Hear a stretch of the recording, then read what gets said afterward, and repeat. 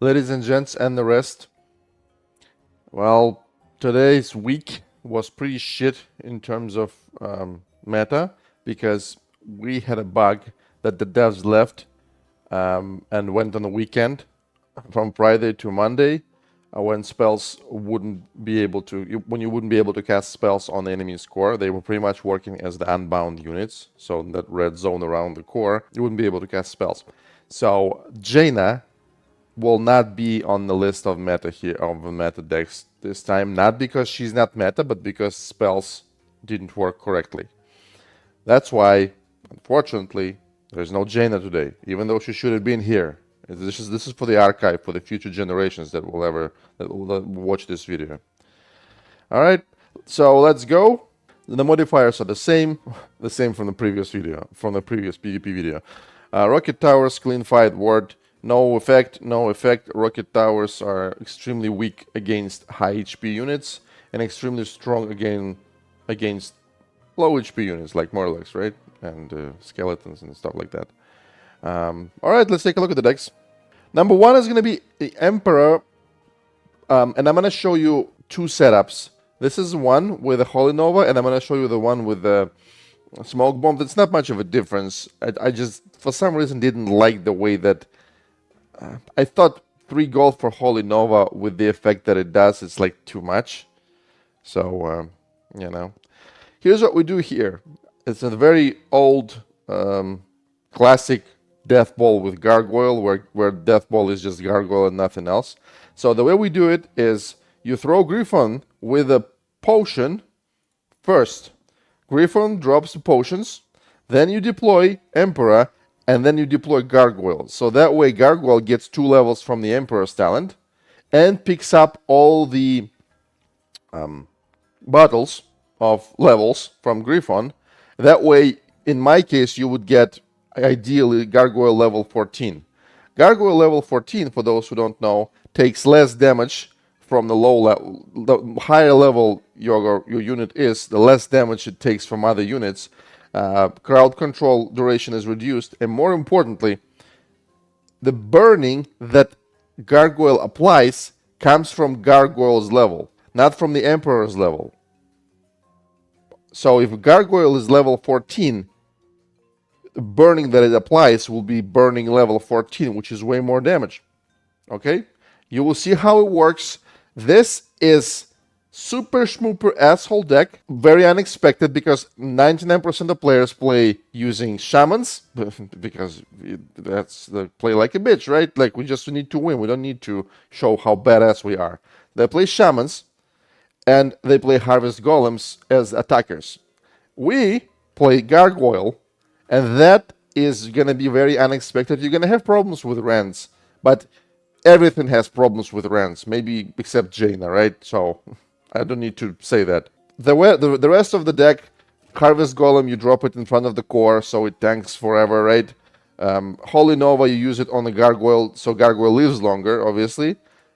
This thing is, like, technically you don't need this resist trait, resist talent. You can go like this if you want. Because there is no point to buff our Gargoyle if the tower is siege tower, right? It attacks with siege damage that ignores resistant trait and armor trait. So we don't need to buff our Gargoyle. Same reason why we're using this renew talent on Holy Nova, because Holy Nova, if we take this thing, nobody cares. It will protect us for 5 seconds from the units, but the core will still not care. And this is obviously useless for the Gargoyle. Bandits with gold trade to cycle to take gold. You guys all understand that. And the Emperor with obviously +2 level talent. Everything is super schmooper easy to understand, right? Let's take a look at some games. Alright, let's go. Emperor versus Emperor. So this is Heals Breath with heals. This is actually a great example. Very good map. Very bad map, but very good example to show how Gargoyle works. On this map, taking tower is very bad idea because siege tower hits very far, and that's why as soon as your unit steps here, it attacks your unit, the core attacks your unit, and it will attack the tower that is being constructed, right? So it's really hard to defend in this particular context with siege towers. Okay, let's take a look how it works. Okay, so right now I don't have my. You see, I don't have. I don't have a Griffon, so I need to prepare it first. I drop Harvest Golem on the right side, which is a mistake. It always should go on the left side, and always from the very far, like so it takes longer to walk. Okay, here is the mistake. Excuse me. The mistake that I made is I should have waited until Shaman goes away from the core and then deep breath. Probably I was getting gold cap, that's why I didn't do it. Because now he automatically threw a healing totem and he healed the core. Okay, so what we did is, yeah, we drop Griffon. The Griffon, for those who don't know, when you drop Griffon, it throws a first bottle almost right away. Keep that in mind, so you will always get one bottle if you drop when you drop Griffon. The second bottle, I believe you have to wait 14 seconds to drop the second bottle. On this map, your Gargoyle can get maximum 2 bottles from one Griffon, because usually Griffons die after that, right? The map is very small. Okay, now we prepared everything correctly. Now we need to throw, in this particular context, we need to throw Emperor, and then we throw Gargoyle that will be buffed by the Emperor. By the Emperor's levels, and the Gargoyle obviously has to pick up all the bottles. And look at the effect that it will do. Okay, so these 3 on the left side are coming to us, dropping Gargoyle on the right side, and preparing to defend. And defend with a Harvest Golem level 10. Yeah, not the best, but you know, it's still fine. It will still be enough because we have Emperor and we apply Burning, right? And Siege Tower deals really well with chickens that come from the enemy's Harvest Golem. Okay, you see this? I spent Holy Nova just to remove Bubble from Murlocs. Watch, bam, 1, 2, 3, 4, and it keeps burning. Burning level 14, don't forget.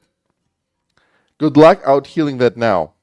So, that's how it works. At least at this point, we just need to defend. We don't even need to attack anymore, because there is absolutely no way you can out-heal that.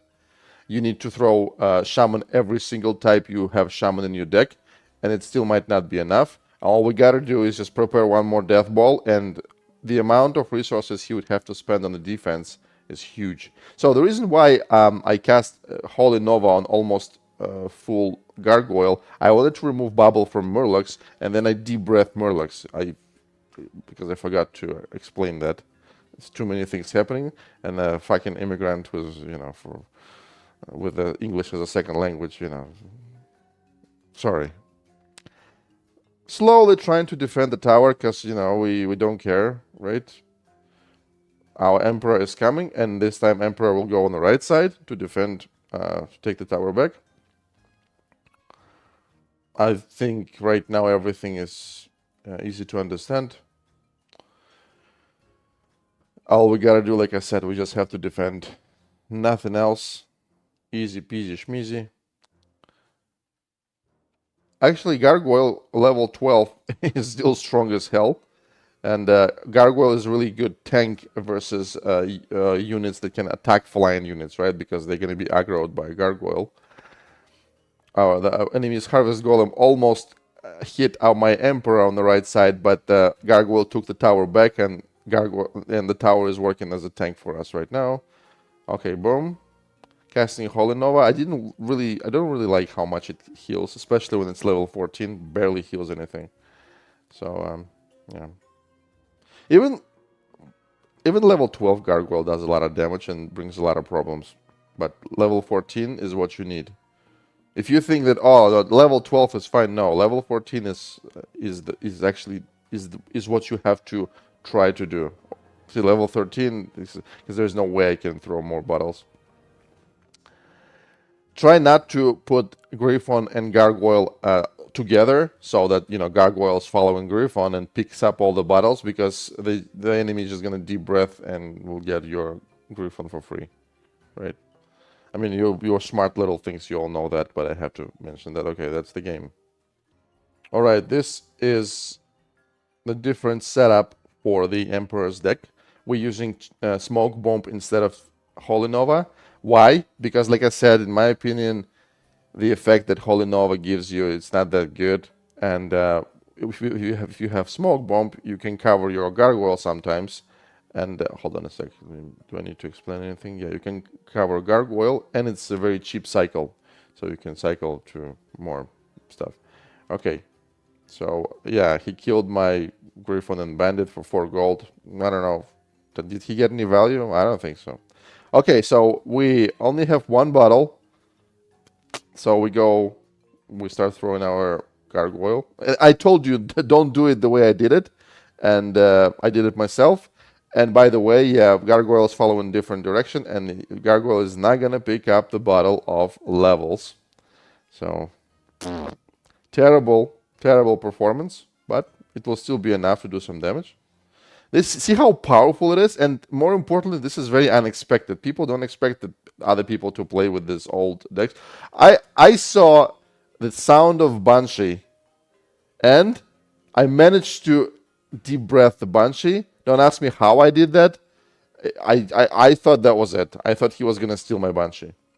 And the worst thing is that, by the way, Banshee, oh my god, I want to say so many things. Banshee is a very good unit in this meta because the problem is that high HP units, and Banshee takes high HP units, right?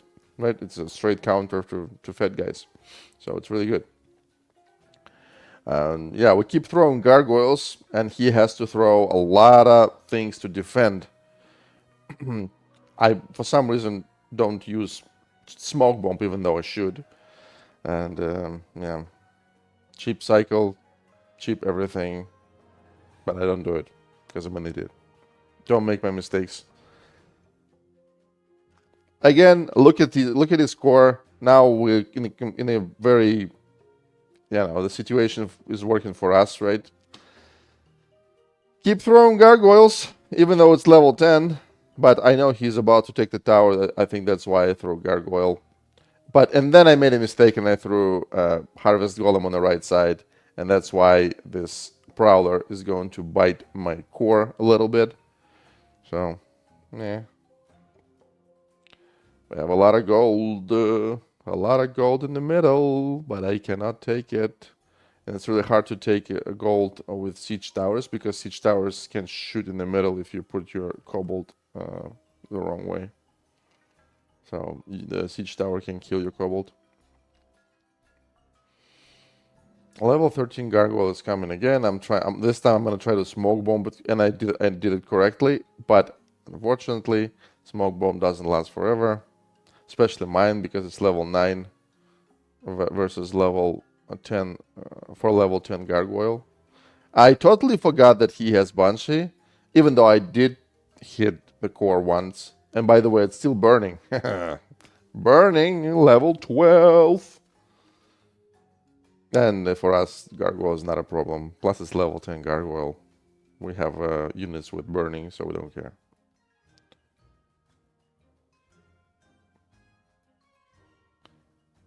At this point, no commentary is required.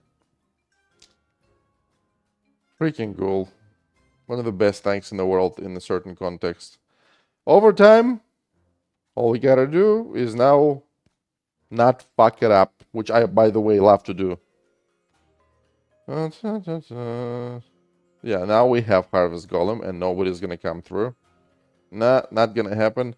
It's super easy to kill Prowlers when you have Emperor, because burning that you apply, oh my god.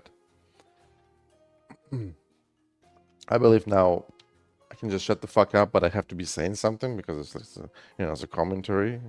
And you can mute me anytime, right? If you don't like what I'm saying. You don't like what I'm saying? Whew. Throwing Banshee. Banshee's taking my Griffon, which we don't care about. Boom. Level 14 Gargoyle. It's just a nightmare. Amazing deck. You're gonna have few problems, some decks are hard counter for you. But, man, this feels and looks so hopeless when the Gargoyle of level 14 comes to your little level 10 core. Holy fuck. Next deck is Rend. Who could have thought? Rend is meta, eh? First time ever. Here, I need to show you how to play this deck on, like, when we actually get to watch the game. Because right now, if I try to generalize that, you don't touch Shaman unless you have to, right? This is not a turtle deck. But the Shaman here is to heal the core during overtime if you get in trouble. You shouldn't get in trouble because you have Harpies. Harpies can kill any fat unit easily. Sometimes you might get in trouble, and when you throw Harpies, the opponent is waiting for it, and he's just gonna deep breath your Harpies, for example. And then, you know what I'm saying, there's not much you can do. Then you need Shamans. But other than that, you will not need Shaman. This is attacking deck. This is not a defensive deck. So let's watch the game, and I'm gonna show you how to do it. I'm gonna pause it there, and I'm gonna explain you how to use this deck because it's easier when you have a map. Let's go. So the way you have to play this map, this deck is, by the way, this deck comes from my man Logast, amazing Rend player, probably one of the best, I'd say. Amazing. So the way you play this deck is you always split Harpies, and Harpies that come to the tower have to take the tower. The task for Harpies on the left side, and there is, like, you always split them, right? Alterac Valley, Timbermoor Hole, there is always way to split things. So a portion of Harpies, usually one, goes right way, the other two go left. So the ones who will go here, you distract this tower with Quillbore, and you put Quillbore right here so it doesn't get killed by the core, right? You put it on the side, or like somewhere here. And the Harpies will easily take the tower. That is your... This is how you play this deck. However, if the opponent has Murlocs, you only spend your Quillbore to kill Murlocs, right? Poison, you know the story.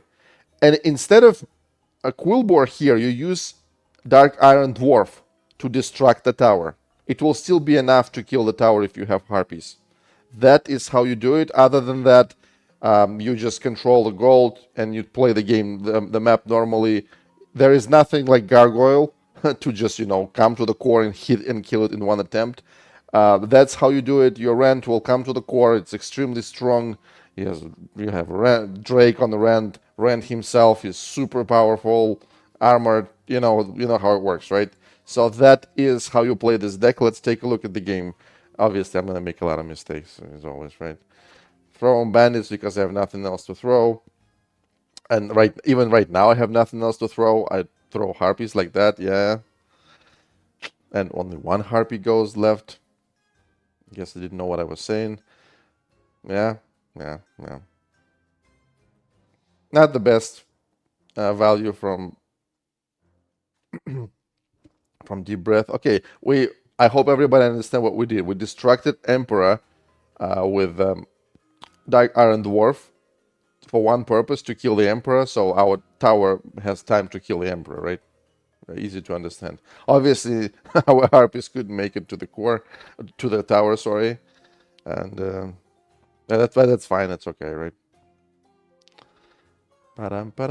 We have a Shaman with Healing Totem, and we have Deep Breath in the worst case, so we could, do some damage to the core during overtime, but we don't need to do that. Unfortunately, Dwarf managed to hit my core. That's why my core is burning now, and I'm gonna lose a little bit of HP. By the way, Harpies are really good, like I said, against Harvest Golems, Prowlers, Gargoyles, all those things. All right. Obviously, it's a mess now. I'm trying to damage the core. We kill the Emperor. It's a messy, but who cares? My Rend managed to make it to the enemy's core, and now we're gonna do some damage. Honestly, this deck is not as easy to understand as the Gargoyles deck with the Emperor, but it's way more effective and it counters way more things. And this was one Rend made it to the core. Look at the core now. He has healing Shaman, so we need to kind of, keep pushing. We can't just defend because well, at this point it's really hard, yes, to heal that back, but who knows, right? Maybe he will just make it to my core and he'll kill my core. So at this point, we still keep pushing. I don't think the game is over. It's not a gargoyle deck. Up. My harpy managed to do 2 hits, and it's a little bit poisoned now. But I'm looking at his HP, and it's still going up because of freaking shamans. I hope you understand how to play it. Like I said, not easy to. It's easy to play, but not easy to understand if you've never done that before. Yeah. Defending. Now everything is kind of easy to understand. Yeah, level 13 Harvest Golem. You know what it means? That means that it was level 11 originally. Oh la la. Yeah, I was trying to distract the core with Quillbore so my Harpies would make it, but no. Yeah. I was being too naive. Throwing Quillbore to kill the Murloc and Emperor, but yeah, the Murloc was alive anyway, and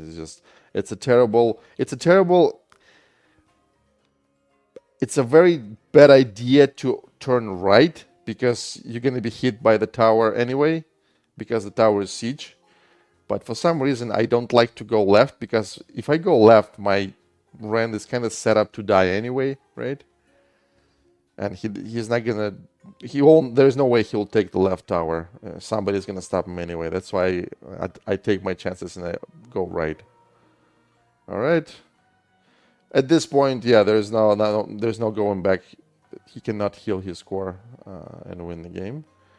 But just in case, let's try to defend, because there was a game when I thought the same way, and then somehow 2 hoggers managed to make it to my core, and they beat the shit out of me even in this situation.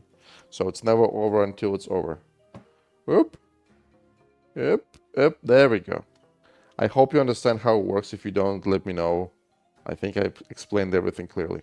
And the last deck for this week is Sylvanas with this, with the siege, with the sappers. Sappers, Sylvanas, cheat death with bloodlust. I'm the only guy that uses cheat death with bloodlust in this world, probably, but it works extremely well. And let's take a look how. Oh, okay. The way it works is, the only minus of this deck is you need Sylvanas of as high level as possible. My Sylvanas is level 10, which means Sylvanas level 10 survives level 10 Deep Breath. I'm not even talking about Banshee. I'm talking about Sylvanas herself. So she cannot be killed by the even level of Deep Breath. So that will help us a lot, by the way. Ghoul, just to tank, obviously. Ghoul and Sylvanas, they can kill literally everything in the game. Cheat death for sappers, cheat death for Sylvanas sometimes. Murlocs, if you play against Rend, you will be able to, do some damage to Murlocs, to Harpies, and things like that, right? Bandits, Cycle, and Gold, as always. Polymorph allows Sylvanas to kill, like, literally everything. Especially if it's, if you combine it with damage from your towers. And Sylvanas, because we're using this Black Arrow, right? She hits, like, hit everything in front of her, plus Polymorph, everything dies. Even Drakesat. Maybe he survives the duration of Polymorph, but then he dies anyway. Let's take a look at how it works in today's meta. The game is going to be really good because it's going to be Gadgetzan, with like the worst game for sappers, because you have to take towers first, and we don't have any damage in spells. So we either take towers and damage the core, or we fucked. All right, this is the pretty much nightmare. We're playing against Rend. We're playing against very strong Rend, and we're playing against on Gadgetzan. Let's go. Let's see if it's possible. Okay, this is like one of the best situations that can happen to you. Really good starting hand. So what happened here is we throw sappers, we take the tower, and we put Murlocs behind. Why do we do it? Because now we got the tower, and if he throws something to defend his tower, our Murlocs are going to attack him, and the tower is going to work as a tank. Okay? Yeah, this is exactly what I was talking about. He drops Rend, and we just I almost took the tower. It was like, ah, I was yelling like crazy when it didn't happen.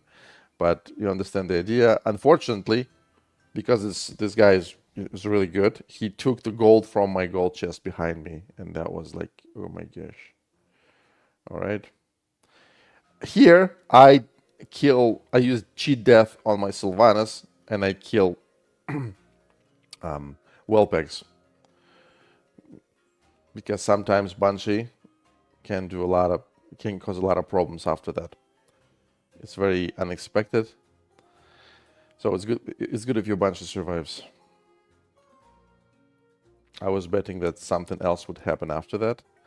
But nothing happened after that. I still have to take the tower because without a tower, there's nothing I can do on this map, right? Yeah. Dropping Ghoul because I knew what he was gonna do. Should have dropped Ghoul before, so he wouldn't drop his Quillbore, and I would get 4 gold instead of 2. But okay, we're dropping Sylvanas here, preparing for big defense, and we're dropping Sappers on the left side, preparing to take the tower because he spent all his gold on this push that I'm trying to counter. Okay, and the freaking Harpies. So our Murlocs will be able to take the tower back and to kill all the Harpies on the left side. All we gotta do is survive here. Yes, Banshee, Banshee is alive. That Banshee will win the game. Watch. Boom, boom. Taking tower back. That's what we do, right? With Sylvanas, with Sappers. Okay, that Banshee survived from the bottom. Let's go. Watch. We kill Harpies. And look, that Rend made it to the core.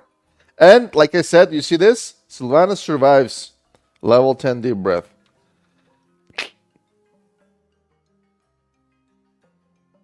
Now I'm hoping to turn into Banshee and attack the core like this, yeah. But obviously this guy's not an idiot, so it's not gonna happen. But his Rend, which is my Rend, by the way, now, look what he did. Yep, 2/3 of the core. And at this point, what we do? What we always do, we play like a little slut now, and we just defend, defend, and defend. So that Rend just won the game for us. I can't really. I have to admit that this was a happy accident because the Banshee took the full Rend and the Rend did what he did. However, this is Gadgetzan. This is extremely good player, and this is Rend.